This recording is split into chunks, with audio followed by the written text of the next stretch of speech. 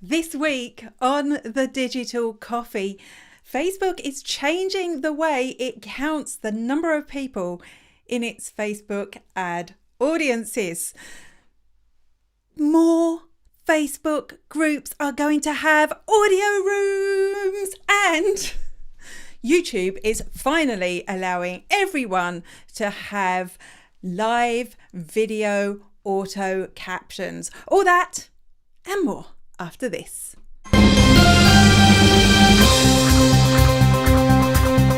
Good morning, and welcome to the Digital Coffee. This is your weekly dose of digital marketing and social media news for small business. My name is Amanda Webb, and you are all very welcome. Just a couple of things before we get started. If you leave a comment on Facebook, you will get a copy of the Digital Coffee newsletter sent to you automatically by Messenger. If you're wondering what you should comment, you can tell me what's in your coffee cup. I mean, it is the Digital Coffee after all. I haven't even had my second cup of tea today, long story, but looking forward to a coffee in mine afterwards. Or you can answer the question of the week. The question of the week is, would you pay for extra Twitter features? Or actually, are there any social networks that you would pay for extra features on? I'd be interested to hear your thoughts on that. Don't worry if you're watching on YouTube, because I love you. I love you specially, YouTube people. I have put a link to where you can get the Digital Coffee newspaper in the description of the video, and it should be sitting at the top of your chat function as well. It comes by email rather than Messenger. You still get it. You don't even have to comment, but I'd love to know. I'd love to say hello to my YouTube viewers. Good morning to Roshi. You love the countdown timer.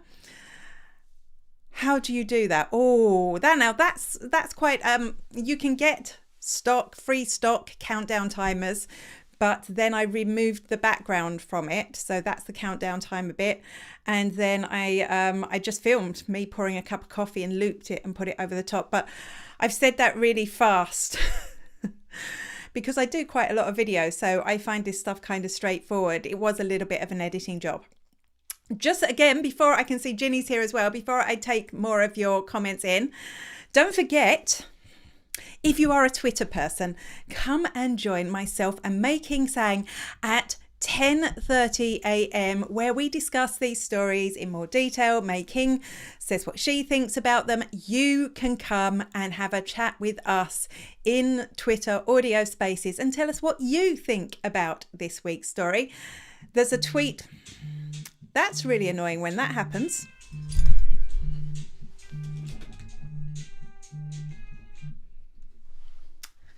Wow, my phone just rang and I'm on Do Not Disturb. How weird is that?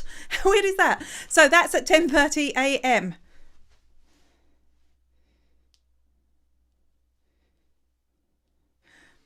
Just checking, everything's, my phone is on Do Not Disturb. There you go.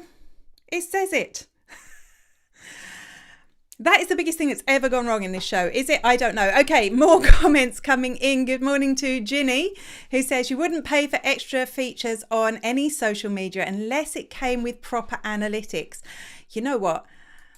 You're right. I think I would pay for better analytics on almost any social platform. Deirdre, hello on YouTube. Lovely to know. That's all lovely to know. Good. Right.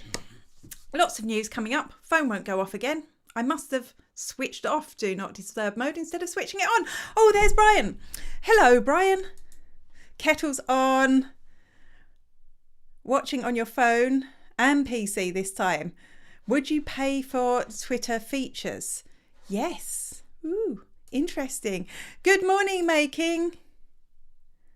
You can't wait to discuss the things. Yes, don't forget 10:30, myself and Making. I better start talking news, otherwise we'll be here all day, won't we? Hey, it's Andy at Content Cal here, and you're watching the Digital Coffee with Amanda Webb. Is audio, and by that sound, is sound and talking only, no video, the way that you want to communicate with your customers? And more importantly, is it the way that your customers want to communicate with you?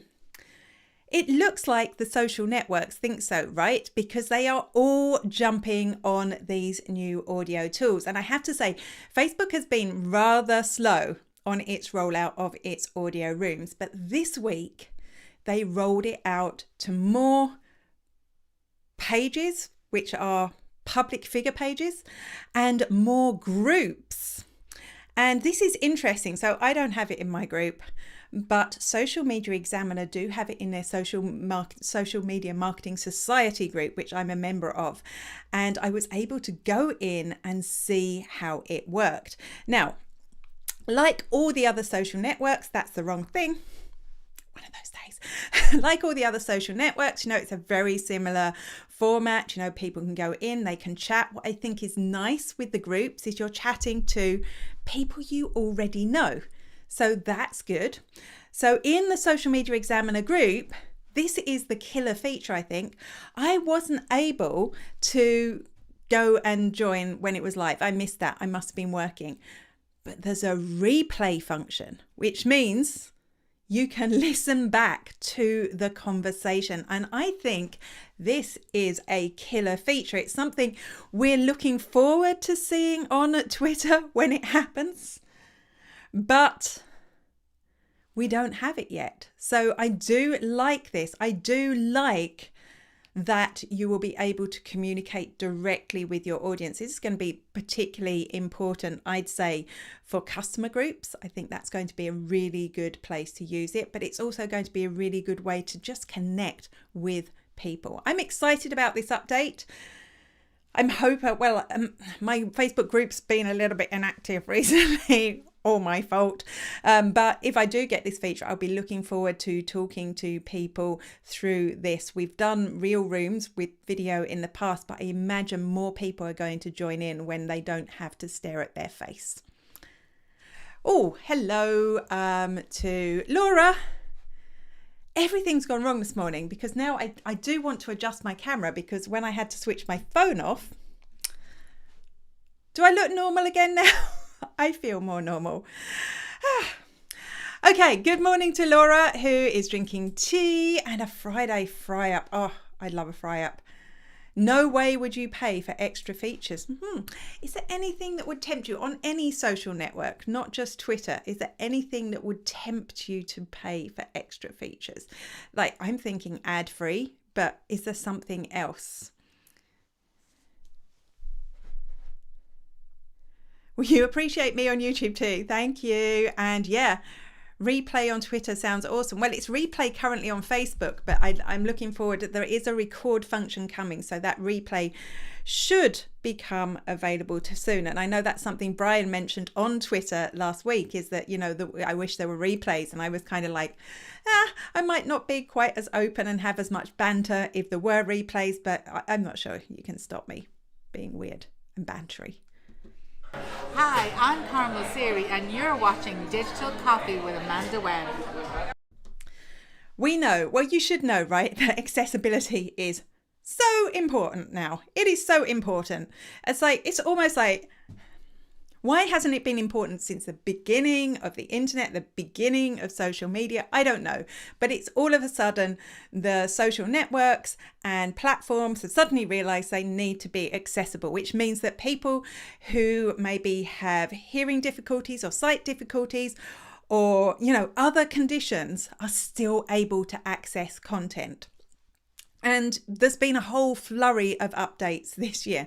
Now it would be wrong for a social network to launch without accessibility features, but we've had social networks there for so long that haven't had simple things like alt text enabled. And that's why I am really surprised to learn that YouTube hasn't had auto captioning for live broadcasts. I know I should know this because I go live on YouTube. Facebook does. Now, it might not get it right, but it's there, which means that if somebody wants to watch my show live on Facebook, they will see what I'm saying. But it's more important for YouTube because on YouTube, I can't even upload subtitles until the video is processed, which is 24 hours later, usually. So, then it's a Saturday and I have the subtitles ready, but sometimes I forget to upload them. It does auto caption at that point, but it takes so long. So I was surprised to hear that auto captioning was being tested with people who had more than 1,000 subscribers. Come on, YouTube. Now they're going to roll it out to everyone. They are going to roll it out to everyone, no matter how many subscribers you get. You do need to switch it on, and I don't have the feature yet. You have to switch it on once you've scheduled your live broadcast. You can go into your YouTube studio and there is an option there to switch it on. I think this is great, obviously, because I am a live streamer and because I don't get that chance to upload the subtitles. But I do think it's a little bit late. Come on, YouTube is Google. Come on. It's one place, I have to say. Facebook's winning that one as well. Good morning to James. Great to see you here. You're doing some washing up.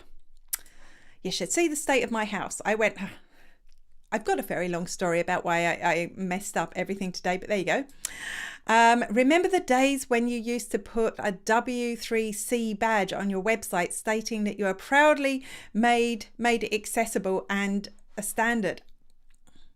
I never did that. I'm very bold, and I know my website isn't accessible enough, but I try and do the basics. Definitely something we all need to be aiming for in the future. There is actually law in place now that requires you to be accessible. It's just one of those laws everyone conveniently ignores.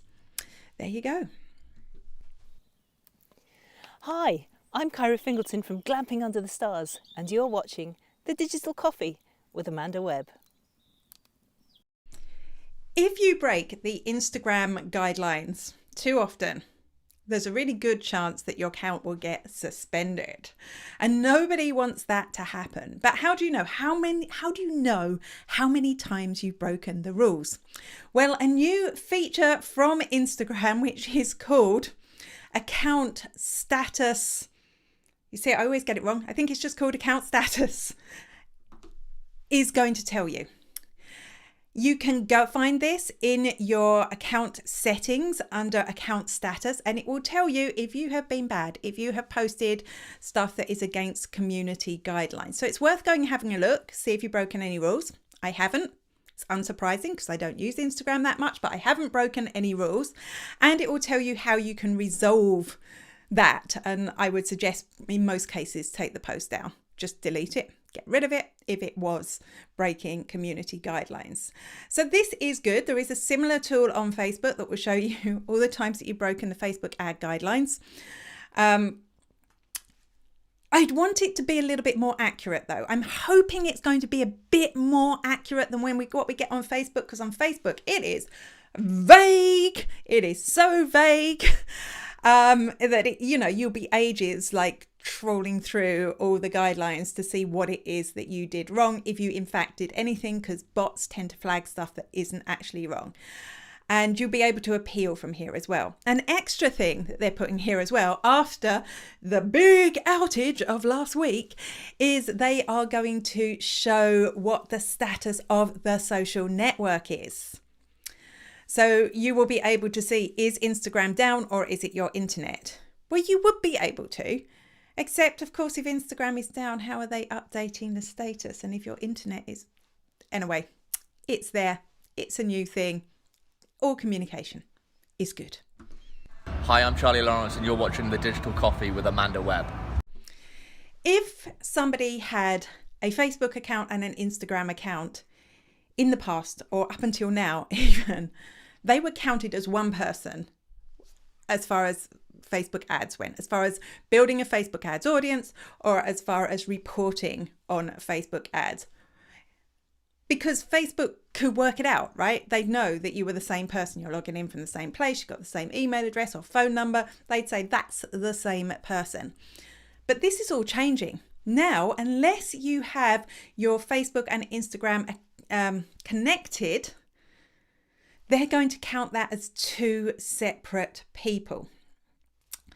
So now that will change your ad audience size to reflect that. They say they're doing this because this is what users want and they want to honor their privacy. You saw the face, right? You saw the face. You know, I'm sure it is good. I think it's good that we are able to have these accounts and not necessarily being combined into one person. I'm sure there are privacy good things there, but why is Facebook doing this really? We'll never know. Now, this is interesting because most of you don't advertise on Facebook or don't do much with that. But something else is happening to audience sizes on Facebook as well.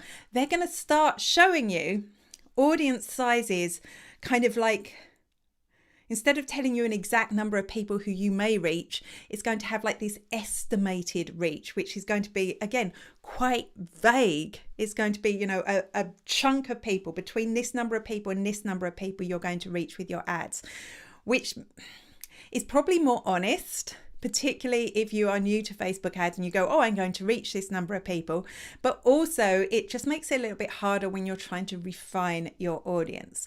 So all these changes will make a big difference to the lives, I'd say, of Facebook ads managers, and maybe not so much to people who are just advertising for their own business or clicking the boost post button. Good morning to Katie. You apparently broke Facebook standards when I did a video walking outside wearing a mask at the beginning of the pandemic.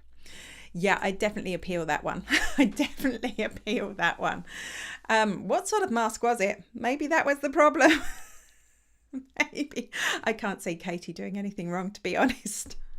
Hello, this is Rob Charles, the voice of Mike on Forever FM on Peter Kay's Car Share. BAFTA award winning, I've got to say, but I've not seen the BAFTA yet. Anyway, you're watching The Digital Coffee with Amanda Webb. Enjoy. I'm on tea. Shh.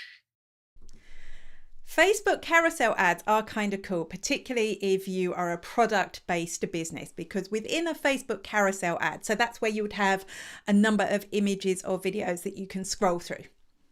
On those, you have, like, for each individual part of the ad, every individual image or video, you can add a specific link to the product that you want to promote.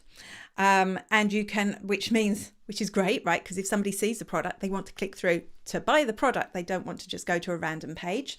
You can also change the headline and the description underneath each element. And then Twitter brought out their carousel ads. But there was a difference. I think the images scrolling through, they look really good on Twitter. They kind of do an automatic scroll thing, which I think is cool. But they only had one link, one little thing card that would tell you the headline, the link, and the description. Thankfully, that's changing. Thankfully, you can see it's going to look pretty much exactly the same as Facebook. Each individual element will be able to have its own link, its own headline, and its own description, which of course makes them far more appealing to product-based businesses, or even I think a service-based business could also use it. I see that Ford are advertising on a carousel at the moment, offering their services, which is kind of cool. And this will make Twitter advertising more appealing to e-commerce businesses. We know with the professional profiles, they're going to be bringing in shops. So these two are really going to tie together well. It's definitely that, and a lot of the updates that are coming to Twitter is making Twitter seem a more appealing place to run ads these days. I don't know about you. Have you run them? Have you thought about them? Would you run an ad on Twitter? Good morning. Is it really possible to disconnect your Instagram from Facebook? I'm less inclined to post on Instagram since the merge. Facebook were sending messages via Insta to connect with Facebook users. Too creepy. From a business perspective, probably not. I know they were testing something that if you were setting up your Instagram for the first time, you no longer needed to connect it to Facebook. But you've got to remember that the Facebook is still having that data. It still has that data. It's just not going to connect you as a human being because Facebook owns Instagram. It's never going to take that data away from itself. So, that's it. Great news for the Twitter ads. Yeah, Laura, I think so too. There's Barbara. Hello, Barbara. Great to see you. How are you getting on? How's Donegal today? You haven't missed it all. We've got a couple of two more stories And they're all about Twitter. So if you haven't told me yet, let me know. Would you pay for extra features on a social network? I'd love to know your answers to that. Hi, I'm Catherine Mason and you're watching Digital Coffee with Amanda Webb. Some lucky people are seeing a new menu item on their phones, on their Twitter accounts. And that new menu item at the bottom of the screen, for iOS users only and not all iOS users, because I don't have it, is a Twitter Spaces tab. And when you click into this tab, you can see Twitter Spaces that are live or that are scheduled. So it's a new way to discover more spaces. Rather than having to scroll at the top or wait until they're there at the top, you'll now see them in this tab. Now, because I don't have it, it's not clear to me whether I'm going to see spaces from people I don't follow here, because that would be interesting if I could do a search and this will tie in to their tagging option. Remember, now we can tag our spaces, or you can if you're on Android, and they're rolling that out to iOS this week as well. So once those tags become more significant, this is going to be a discovery engine for spaces, which is good news if you run a space, because your space is going to be more prominent to people and not just the people who follow you, or maybe the people that follow you, but there's a really popular space at the top of the screen and they just don't see any more. I think this is good news. I'm looking forward to testing all these things when I get them. I'm just seeing, and don't forget, this is a chance for me to say, Sang and myself, 10:30 a.m. on Twitter. See the pinned tweet on my Twitter account, which is at Spiderworking. Deirdre, from my experience, Facebook should randomly disconnect them, going by my experience. But yeah, so a lot of people are having the opposite problem, that they don't want to disconnect their Facebook and Instagram, because there is real, from a business point of view, there's a real advantage to that. But yes, you're right, they do disconnect, but they're always going to be part of Facebook. So that's a downside. Facebook still knows you have an Instagram account even if it's not connected. And yeah, it can be actually, you know, I even had one client that was having a problem connecting their Instagram to their business manager, and they went through the whole Facebook chat thing and we were like hours on it. And at the end of the whole thing, the problem is still there. There you go. Laura knows exactly the same, complete nightmare. Yeah, absolutely. Absolutely. Good point. Good point. Most people want it to connect because of all this stuff that you can do. Definitely from a business perspective. Maybe less so though if you don't have a business. Hi, I'm Lee from Wellshot and you're watching The Digital Coffee with Amanda Webb. Cheers. Would you pay for extra features on Twitter? You know, it's so long since they talked about this that I'd actually almost forgotten what Twitter Blue is. And Twitter Blue is a subscription service from Twitter where you will pay to get extra Twitter features. What are these features going to be? I believe it's in beta at the moment, so some people are already on it. What are these features going to be? Well, they've added some this week. Not quite sure which ones are new. Well, it looks like they're adding some. I have to say, this is from a tweet, which I'll link below. This isn't official from Twitter. This is something that's been found in the code on the back end of Twitter. So things that we will see is seeing top articles shared by our audience. And this is something that you used to get on a tool called Nuzzle, which I used to use, but Twitter bought Nuzzle's parent company earlier this year, which closed down Nuzzle, which was kind of sad. But what this does is it pulls out the stories that are getting shared the most by your Twitter audience. And it's actually, as long as you've been really careful and selective about who you're following on Twitter, this is really useful. It's a really good way to understand your audience better, understand the sort of content they're consuming, they're liking and they're sharing. And this now will be part of the Twitter Blue. You will be able to see this. I used to love it on Nuzzle, so it's a possibility that I would use it. It's a good marketing tool. Something else that they're doing is unrolling Twitter threads. So making it easier for you to read Twitter threads. You know, this will be good. For some, Twitter threads are immense and definitely worth reading. I do like the way, though, that you can separate them up into the individual tweets, because it adds that comedy timing very often, which you don't get elsewhere. It's almost like having a chapter and having to move on to the next page, and unrolling that might spoil it a bit. But still, maybe a good thing. You get more readers on your Twitter threads, maybe even more engagement. Bookmark folders. Now, again, this is something that I would totally use, because I bookmark content for various reasons. Maybe I see a news story pop up and I bookmark it to talk about it on this show, or maybe I find an example that I want to talk about in a training I'm doing, and they all end up in one really long bookmarks folder. So finding the ones I want is kind of difficult. So again, there's a good case, I think, for businesses to use that. I'm sure you're all saving examples as well that you would use again. A no distraction article reader, so no ads. So you'll be able to read articles without seeing the ads. I believe there's some sort of revenue share here between Twitter and the people whose articles get read. Not quite sure what that is yet, but of course, if you're running a newspaper, for example, and relying on your advertising revenue, this wouldn't be good unless Twitter pay you for it. Longer video uploads. This is interesting, because I have longer video uploads because I use Twitter Media Studio, and at some point they started letting me upload videos that were a lot longer than 140 seconds. I don't know what my limit is, because I've only exceeded it once, but I know I'm regularly putting 5-minute videos up. You'll see it in my Twitter feed. So this worries me a little bit. Are they going to take this away from me and just give it to Twitter Blue subscribers? And of course, this could be good for longer form videos if people actually would watch those on Twitter. I'm trying to wonder, would I? I watched the William Shatner getting shot into space during the week. I think that's the longest video I've ever watched on Twitter.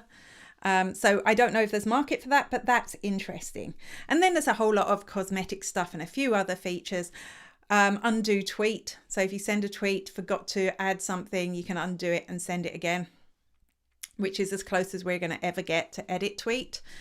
But none of these, I think the couple of marketing ones there, as somebody said earlier, I would pay for better analytics, because you can't find anything out about your audience on Twitter. You can't see demographics or interests or anything. It's quite frustrating. I pay for that, and I might pay for an ad-free experience. I don't think I'd pay, but I know people who would pay for an ad-free experience. So let me know what you think. Is there a feature out of those that you would pay for? That is actually the end of the show. So we have my phone ring in the middle of it, which showed you that I use my phone as a webcam. I hope you enjoyed that piece. I will be back, same bat time, same bat place next week, but don't forget to join me on Spaces with May King Sang at 10:30 a.m. See you then. Bye-bye.